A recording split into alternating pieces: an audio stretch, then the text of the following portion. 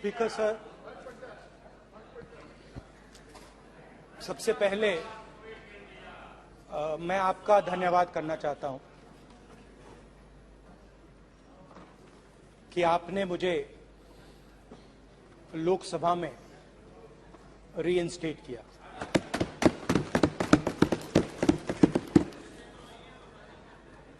और पिछली बार जब मैं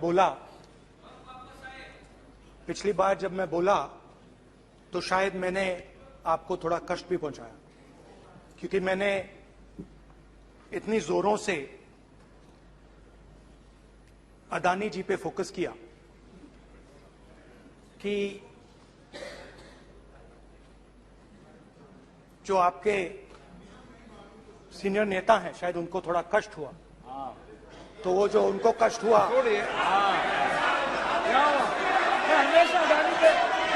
हमेशा अदानी पे अभी भी कष्ट हो रहा है। वो जो कष्ट हुआ, अभी भी कष्ट हो रहा है। विषय पे आइए, विषय पे। अभी भी कष्ट हो रहा है, अभी भी कष्ट हो रहा है। ये देखिए, ये सारे नहीं मगर सुनिए तो वो जो कष्ट हुआ 1 2 3 4 5 उसका असर शायद आप पे भी थोड़ा हुआ। तो इसके लिए मैं आपसे माफी मांगता हूं, मगर मैंने सिर्फ सच्चाई रखी थी। मगर आज जो मेरे बीजेपी के मित्र हैं, आज आपको डरने की जरूरत नहीं है, डरो मत, क्योंकि आज जो मेरा भाषण है, डरो मत, और आप डरो मत।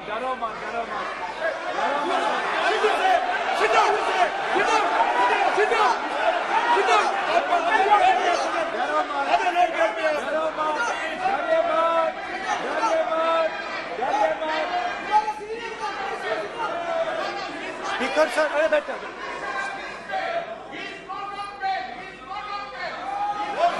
ब्रदर। तो आज कोई घबराने की जरूरत नहीं है।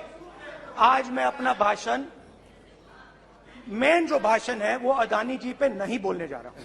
आप छोड़िए, तो आप रिलैक्स कर सकते हैं, आप शांत रह सकते हैं, क्योंकि मेरा भाषण आज दूसरी डायरेक्शन में जा रहा है।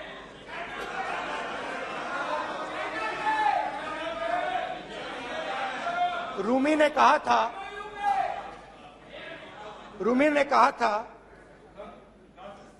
जो शब्द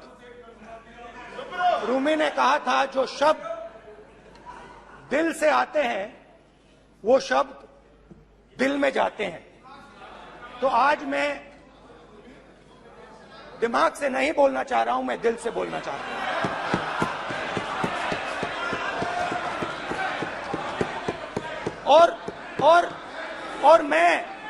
और मैं आज आप लोगों पर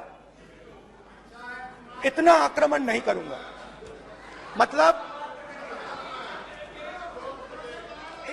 एक दो गोले जरूर मारूंगा, मगर इतना नहीं मारूंगा। तो आप रिलैक्स कर सकते हैं। डरिए मत।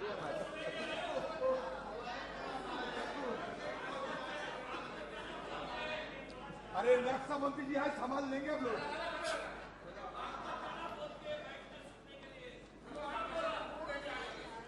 पिछले साल 130 दिन के लिए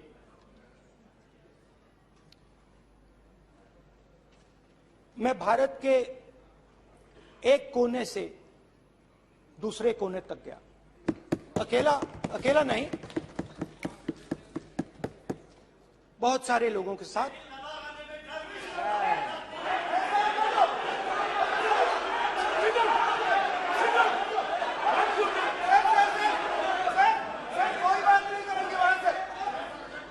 सर, ये हमारा टाइम खत्म करने का साजिश है।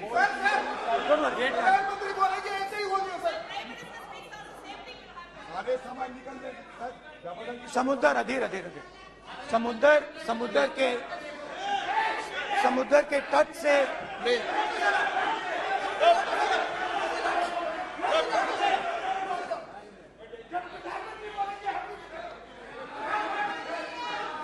माननीय सदस्य प्लीज प्लीज ऐसे धमकाने का बाकी मत बोलो यहाँ पे। यहाँ पे बोलिए, आप उधर से हाँ बोलिए। प्लीज। मैं समुद्र के तट से कश्मीर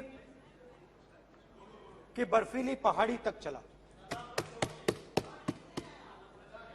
नहीं, लद्दाख को मैंने नहीं छोड़ा। यात्रा अभी खत्म नहीं हुई है, यात्रा जारी है और जरूर लद्दाख आएंगे, घबराइए मत। बहुत सारे लोगों ने मुझसे पूछा यात्रा के दौरान, यात्रा के बाद कि राहुल तुम क्यों चल रहे हो, क्या तुम्हारा लक्ष्य क्या है, कन्याकुमारी से कश्मीर तक क्यों जा रहे हो। और जब वो मुझसे पूछते थे, शुरुआत में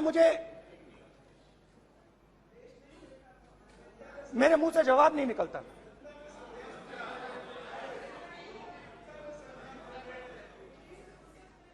शायद मुझे ही नहीं मालूम था कि मैंने ये यात्रा क्यों शुरू की। जब मैं कन्याकुमारी से शुरू हुआ, मैं सोच रहा था मैं हिंदुस्तान को देखना चाहता हूं, समझना चाहता हूं, लोगों के बीच में जाना चाहता हूं, मगर गहराई से मुझे मालूम नहीं था।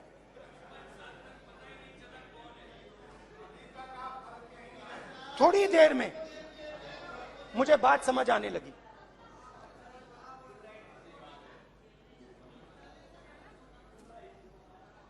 जिस चीज से मुझे प्यार था, जिस चीज के लिए मैं मरने को तैयार हूं, जिस चीज के लिए मैं मोदी जी की जेलों में जाने को तैयार हूं, जिस चीज के लिए मैंने 10 साल हर रोज गाली खाई, उस चीज को मैं समझना चाहता था। ये है क्या जिसने मेरे दिल को इतनी। भाई आप रनिंग कमेंट्री बंद करो, नहीं तो हम भी चालू करेंगे। सुनने का आप जिस चीज धैर्य रखो। जिस चीज ने मेरे दिल को इतनी मजबूती से पकड़ रखा था, उसको मैं समझना चाहता। शुरुआत में जैसे मैंने शुरू किया, सालों से मैं हर रोज 8-10 किलोमीटर दौड़ता हूं, तो मेरे दिमाग में था कि अगर मैं 10 किलोमीटर दौड़ सकता हूं तो 25 किलोमीटर चलने का क्या मतलब, कोई बड़ी बात नहीं। ये मैंने सोचा था। आज मैं उस भावना को देखूं तो वो अहंकार था कि मैं ये कर सकता हूं, ये कुछ नहीं है। तो मेरे दिल में उस समय अहंकार था।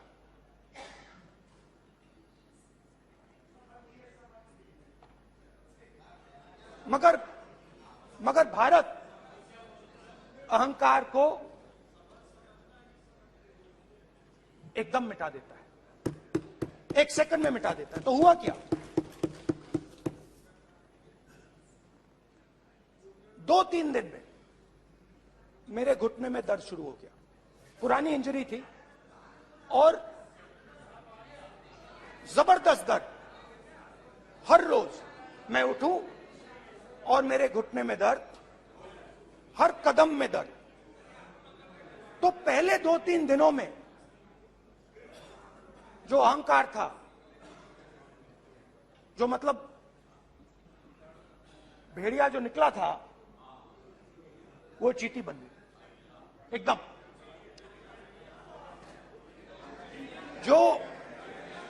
जो हिंदुस्तान को अहंकार से देखने निकला था, वो पूरा का पूरा अहंकार गायब हो गया। और रोज मैं डर डर के चलूं कि क्या मैं कल चल पाऊंगा। ये मेरे दिल में डर था। और जब भी ये डर बढ़ता था, कहीं ना कहीं से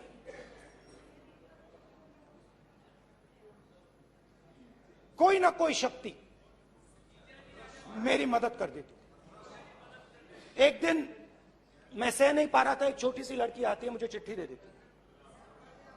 मैंने चिट्ठी खोली, 8 साल की थी, उसमें लिखा था, Rahul, I am walking with you, don't worry. उसने मेरे पैर में चोट देखी और उसने अपनी शक्ति मुझे दे दी। सिर्फ उसने नहीं, लाखों लोग ने। और शुरुआत में जब मैं चल रहा था, कोई किसान आता था, मैं एकदम पहले उसको अपनी बात बताता था कि आपको ये करना चाहिए, आपको इस प्रकार से काम करना चाहिए। मगर इतने लोग आए, हजारों लोग आए, कि थोड़ी देर में मैं बोल नहीं पाया। जो मेरे दिल में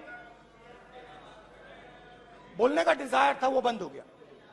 बोल ही नहीं पाया, क्योंकि इतने लोगों से बोलना था। और एक सन्नाटा सा छा गया, भीड़ की आवाज थी, भारत जोड़ो, भारत जोड़ो, भारत जोड़ो। और जो मेरे से बात करता था, उसकी आवाज में सुनता गया।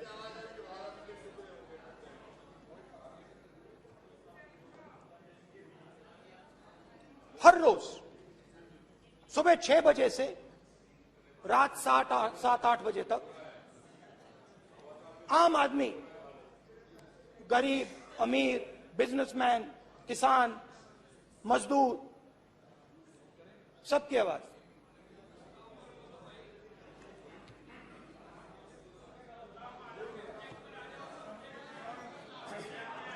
आ रहा हूं। आप कल से रुके, अब थोड़ा और रुक लो, 5-10 मिनट रुक जाओ। तो ये चलता गया, मैं बात सुनता गया। और फिर मेरे पास एक किसान आया, और किसान ने हाथ में रुई पकड़ी हुई थी, और उसने मुझे कहा, अध्यक्ष महोदय, उसने मुझे कहा, मेरी आंख में देखकर उसने मुझे अपना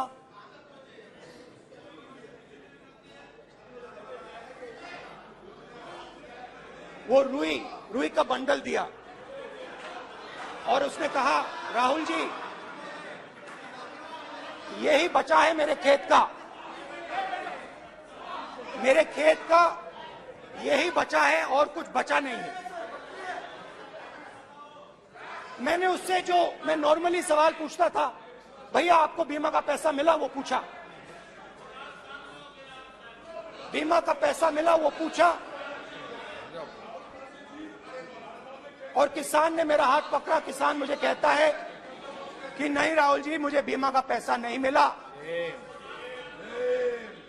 हिंदुस्तान के बड़े उद्योगपतियों ने वो मुझसे छीन लिया। मगर इस बार बड़ी अजीब सी चीज हुई। जब मैंने किसान को देखा और वो मुझसे बोल रहा था, तो जो उसके दिल में दर्द था वो मेरे दिल में आया। जो उसके आंखों में शर्म थी जब वो अपनी बीवी से बात करता था, वो शर्म मेरी आंखों में आई। जब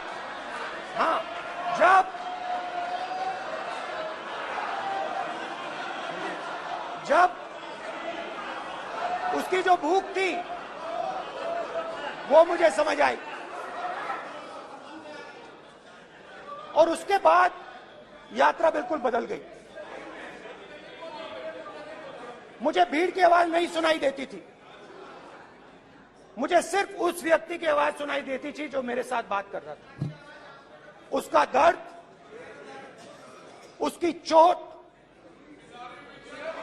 उसका दुख, मेरा दुख, मेरी चोट, मेरा दर्द बन गया। समझने की कोशिश करो।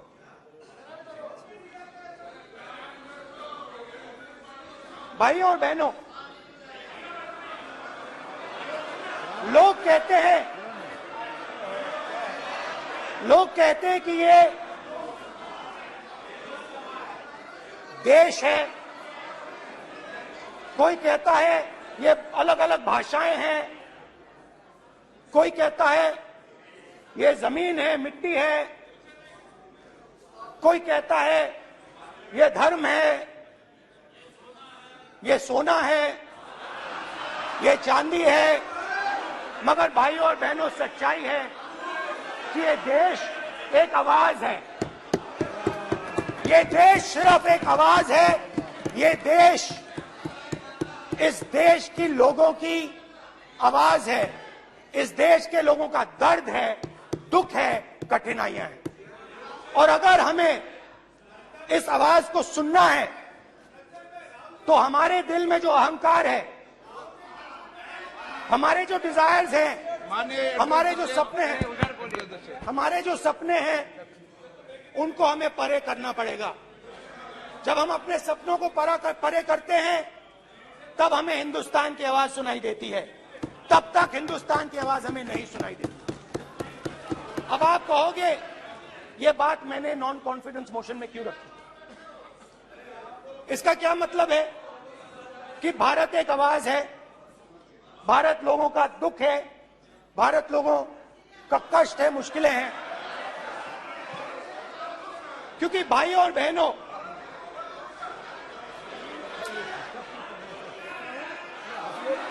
अध्यक्ष महोदय, अब पूरा सूद समेत जवाब तुमको मिलेगा। पूरा सूद समेत जवाब देंगे सर। फिर आप हमें मत रोकेगा सर। अध्यक्ष महोदय, फिर आप हमें मत रोकेगा सर। आप हमें मत रोकेगा फिर। आप हमें मत रोकेगा। आप हमें मत रोकेगा फिर। आप हमको मत रोकेगा फिर। हम सब देख रहे हैं, सब सुन रहे हैं, आप हमको फिर मत रोकेगा। तो स्पीकर सर, भारत एक आवाज है। भारत इस देश के सब लोगों की आवाज है।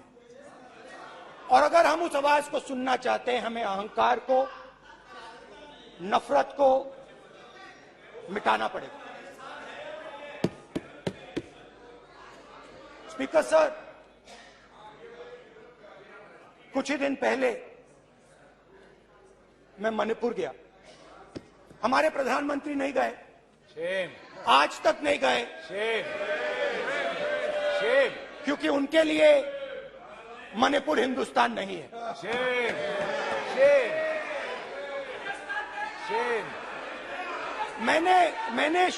मैंने मणिपुर शब्द प्रयोग किया, मगर आज की सच्चाई यह है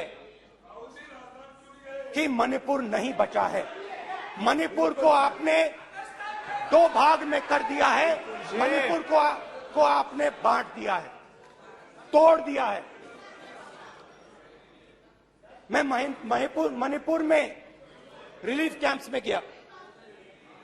रिलीफ कैंप में आज जा रहा हूं, मणिपुर में रिलीफ कैंप में मैंने महिलाओं से बात की। ठीक है सर, अब आप हमको मत रोकिएगा। It's not fair. आप हमको मत रोकिएगा sir. You tolerate this all this. Sir, Don't allow this. पूरा टाइम No, देखेंगे। sit down. पूरा टाइम देखेंगे। Yeah. Why you all this hooligan? कल देखेंगे, कल देखेंगे, कल देखेंगे। बात नहीं करेंगे सर, प्रधानमंत्री की बात नहीं करेंगे सर ऐसे।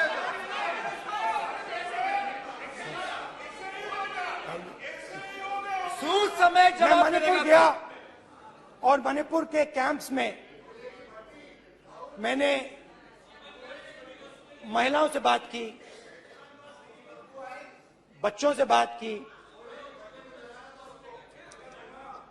जो हमारे प्रधानमंत्री जी ने आज तक नहीं किया। एक महिला मुझे कहती है, मैंने उनसे पूछा, बहन क्या हुआ आपके साथ?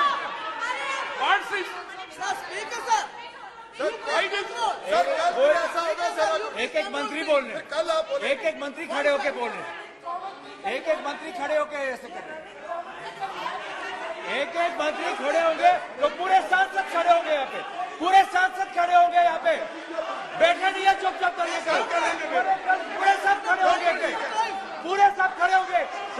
कल कांग्रेस पार्टी ने पूरा देश खड़ा होगा आपके खिलाफ, तो पूरा देश कल आपके खिलाफ खड़ा होगा। मैं बहुत सारी महिलाओं से बात किया, मगर मैं आपको दो उदाहरण देना चाहता हूं। एक महिला मुझे कहती है, मैंने कहा क्या हुआ तुम्हारे साथ? कहती है, मेरा छोटा सा बेटा, महिला का सम्मान करें, ये सम्मान। एक ही बच्चा था मेरा, एक ही बच्चा था मेरा, मेरे सामने, मेरे आंखों के सामने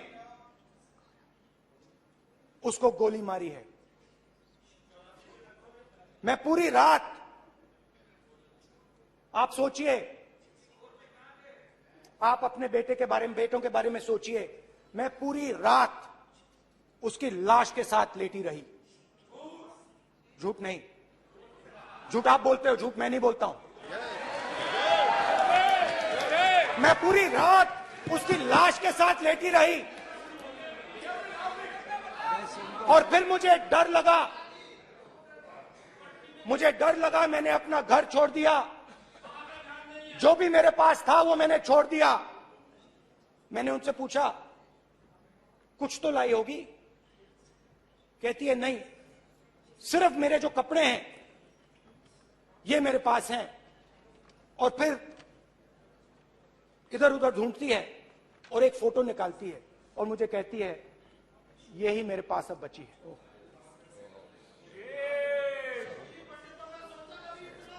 एक और उदाहरण, दूसरे कैंप में मैं, एक महिला मेरे सामने आती है, मैं उससे पूछता हूं, तुम्हारे साथ क्या हुआ? क्या हुआ तुम्हारे साथ? और जैसे ही मैंने ये सवाल पूछा,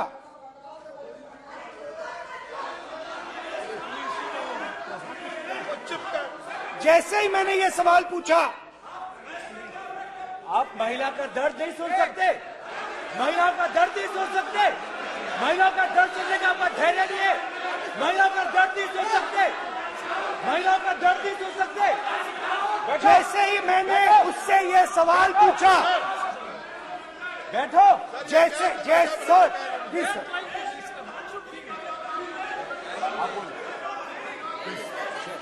शर्म करिए, शर्म करिए।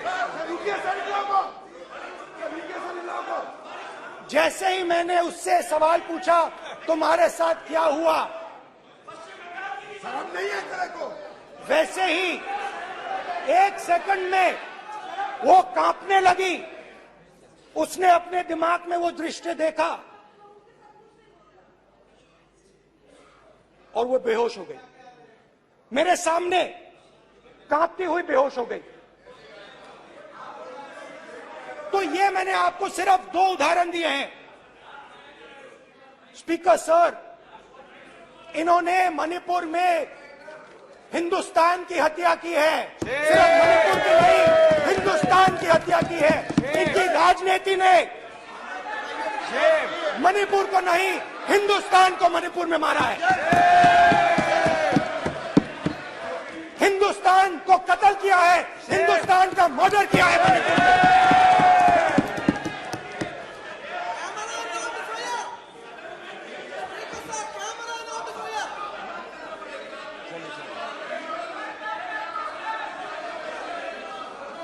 अरे 2 भाग के हैं, शराब करिए जी।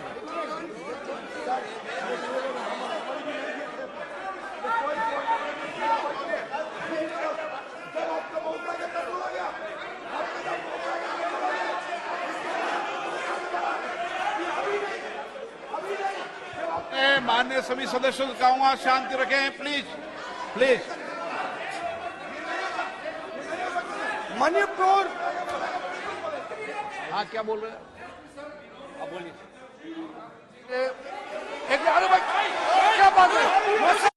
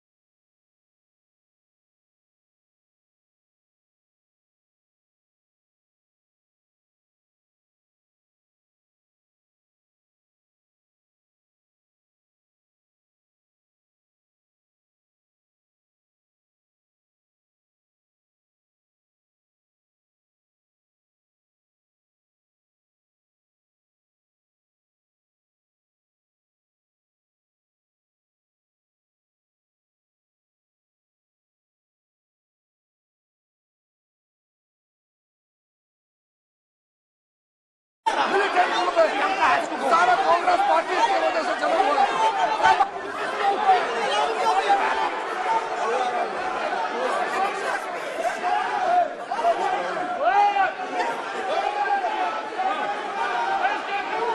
ओके, बैक, आजा, back, back, back, back, back, back, back, back, Hemant, सबको पीछे ले आओ।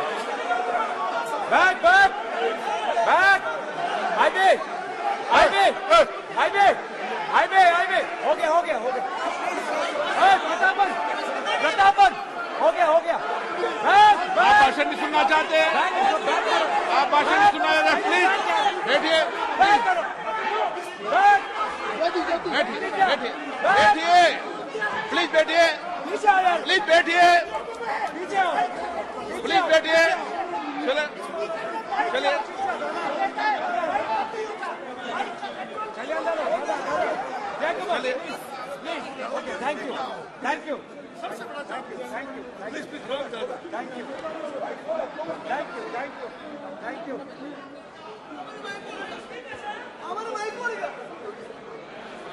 एक मिनट बैठिए, बैठिए एक मिनट प्लीज, प्लीज बैठिए, प्लीज बैठिए, प्लीज प्लीज बालू जी, प्लीज प्लीज बालू जी, प्लीज बालू जी, प्लीज बालू जी, प्लीज प्लीज एक मिनट प्लीज, प्लीज बैठिए। माननीय सदस्यगण, ऐसे नहीं सकते। जिस तरीके का व्यवहार आप टेबल पर आकर कर रहे हैं, इस तरीके से सदन नहीं चलेगा। ये तरीका ठीक नहीं है। जब मैंने किसी को कहा है तो कहा है, ऐसा सदन नहीं चलेगा। आप सदन नहीं चलाना चाहते अलग बात है, अब अपनी बात कही है, गलत तरीका ये। नो, ऐसा सदन चलने वाला नहीं है। जो माननीय सदस्य टेबल पर आए उनके खिलाफ कार्रवाई होगी। प्लीज बैठिए, बैठिए, बैठिए, आप भी बैठिए, आप भी बैठिए। माननीय मंत्री जी, भारत, माननीय मंत्री जी, प्लीज भारत, बैठिए। भारत सदन है, माता, प्लीज बैठिए, भारत माता, प्लीज बैठिए। Please brother. मैं बहुत शांति से सुन रहा हूं, इसका तरीका ये नहीं है उचित हो कि आप टेबल पर आए। नहीं, गलत तरीका ये। आप जैसे मैंने माननीय sir please, please brother please भैया पानी लो। जैसे मैंने भाषण के शुरुआत में बोला, भारत एक आवाज है, भारत हमारी जनता की आवाज है, दिल की आवाज है। उस आवाज की हत्या आपने मणिपुर में की। इसका मतलब भारत माता की हत्या आपने मणिपुर में की।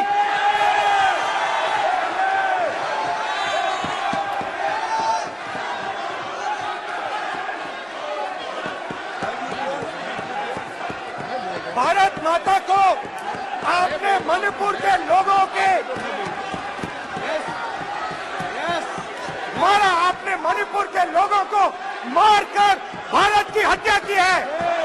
आप देश द्रोही हो, आप देशभक्त नहीं हो, आप देश प्रेमी नहीं हो, आप देश द्रोही हो। आपने देश की हत्या मणिपुर में की। प्लीज एक मिनट, प्लीज बैठिए, प्लीज बैठिए। अब सवाल आप उठता है, बैठना चाहते नहीं बैठना चाहते, आप बैठना चाहते नहीं बैठना चाहते, इसीलिए आपके प्रधानमंत्री मणिपुर में नहीं जा सकते हैं, क्योंकि उन्होंने प्लीज देश की हत्या की है। मणिपुर में हिंदुस्तान की हत्या की है, भारत माता की हत्या की है। मणिपुर के लोगों के दिल में। प्लीज एक मिनट बैठिए आप। तो सवाल उठता है, एक मिनट बैठिए, एक मिनट। आप भी विराजे, आप भी विराजो। आप बैठिए, सही नहीं बैठिए, रहने दो। आप बैठिए आप प्लीज बैठिए आप प्लीज। आप बोल रहे फिर आप भारत माता के रखवाले नहीं एक हो, मिनट माननीय सर। आप भारत माता के हत्यारे हो। प्लीज माननीय सदस्य, प्लीज माननीय सदस्य, प्लीज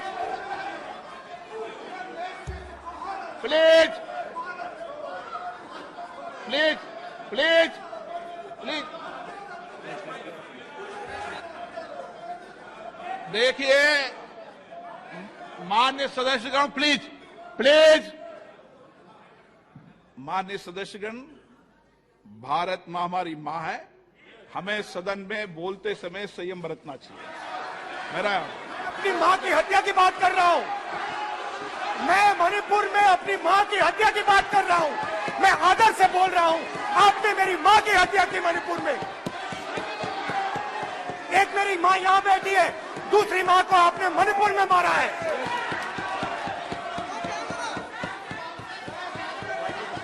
और हर रोज जब तक आप हिंसा को बंद नहीं करोगे, तब तक आप मेरी मां की हत्या कर रहे हो।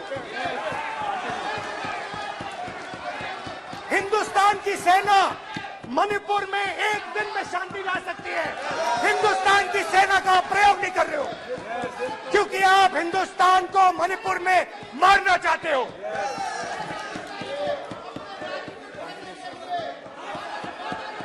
तो अगर नरेंद्र मोदी जी हिंदुस्तान की आवाज नहीं सुनते हैं, अगर हिंदुस्तान के दिल की आवाज नहीं सुनते हैं, तो किसकी आवाज सुनते हैं? दो लोगों की आवाज सुनते हैं। इसकी आवाज सुनते हैं, इसकी आवाज सुनते हैं, माननीय सदस्य, और इसलिए सुनते हैं। नो ये गलत तरीका माननीय सदस्य, देख लीजिए गलत तरीका है। अडानी जी के लिए मोदी जी ने क्या काम किया है, देख माननीय लीजिए। सदस्य, आप ये पहले आपको और उसको ये लेकर बाद नहीं आए, में। गलत तरीका आपका।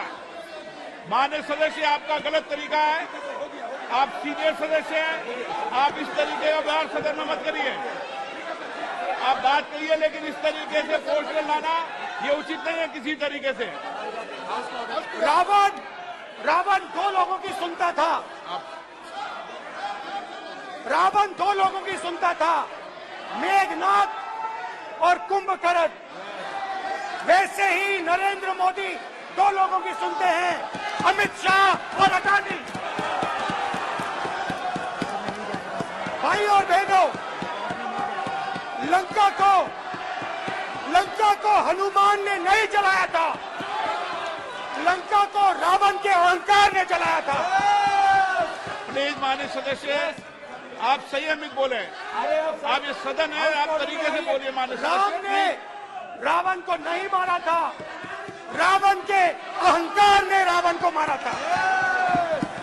आप पूरे देश में केरोसिन फेंक रहे हो, पूरे देश में आप केरोसिन फेंक रहे हो। आपने मणिपुर में केरोसिन फेंकी और फिर चिंगारी लगा दी। अब आप हरियाणा में कर रहे हो, पूरे देश को आप जलाने में लगे हो। आप पूरे देश में भारत माता की हत्या कर रहे हो। धन्यवाद स्पीकर।